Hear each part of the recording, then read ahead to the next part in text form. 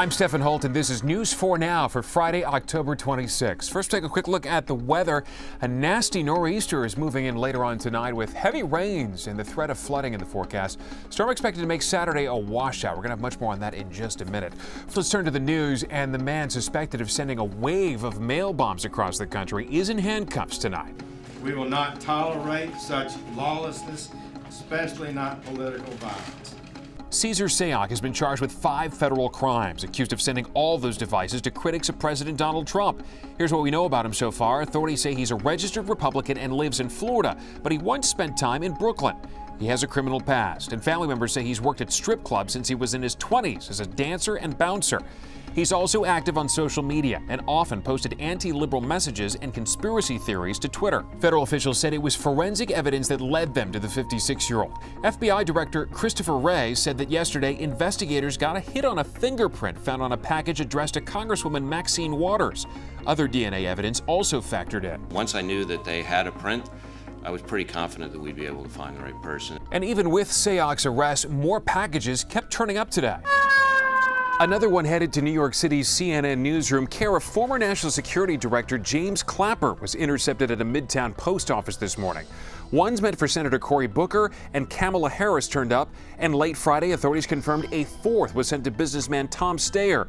Authorities say it's not clear if more devices are out there, and they're warning people to report anything suspicious. Though we're still analyzing the devices in our laboratory, these are not hoax devices. And now back to that nor'easter, which will pack a powerful punch this weekend. The entire tri-state area could be affected by this nasty weather. Storm Team 4 says things will kick in overnight. By the time it's all done Saturday night, areas could get 1 to 4 inches of rain. Coastal flooding, another big concern. And parts of the Catskills could get their first flakes of the season. Finally, Megyn Kelly Today won't be returning to the NBC morning lineup. Her show was canceled after she defended wearing blackface for Halloween. The comments drew criticism from all angles, including her own colleagues at NBC News. Megyn Kelly apologized on Wednesday, but has not been on the show since. NBC News says next week, the 9 a.m. hour will be hosted by other Today Show co-anchors. That's all for News 4 Now. Stick around after this for a full rundown on everything we know about Cesar Sayoc. I'm Stefan Holt. Thanks for checking in.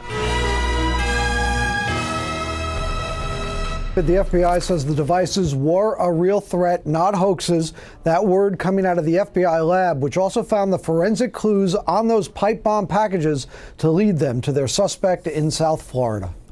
He was apparently living out of his white van, a van covered with pro-Trump and anti-liberal, anti-Hillary stickers, after he had moved out of his mother's home. The FBI says it's now looking to see if 56-year-old suspect Cesar Sayoc built the bombs in his van and then drove them to post offices in the Miami area to mail them. Officials say political hate a leading motive. We will bring the full force of law against anyone who attempts to use threats, intimidation, and outright violence to further an agenda. Sayoc faces 5 counts here in New York, including mailing explosives and threatening a former president. He allegedly sent 13 devices to leading Democrats and liberals. The first one went to the Katona home of billionaire George Soros. That same day, Sayoc allegedly posted a seeming boast or threat about Soros.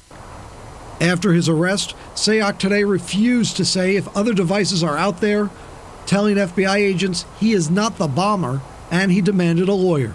His ex-lawyer this afternoon. Sayoc is a immature, rather confused individual. I believe he suffers from some type of limitations psychologically. Investigators say it was a fingerprint off a package mailed to California Democrat Maxine Waters that helped crack the case, because Sayoc's fingerprints were in the system for past arrests, ranging from assault, drugs, and threatening to bomb a utility company. FBI, ATF agents, and police now interviewing friends and family as Sayoc this week emailed articles about the attacks to some of those friends. This, as we are told, Sayoc is due for his first court appearance Monday in Florida. Defendant's conduct as charged is cowardly and reprehensible and totally anathema to our democracy. And now the defendant faces a potential total of 58 years in prison. Sayoc refused to answer FBI questions, including how many packages might still be out there in the postal system. But they say, as a lone actor, they expect these mail threats to soon now end. In the newsroom, Jonathan Deans, News 4 New York.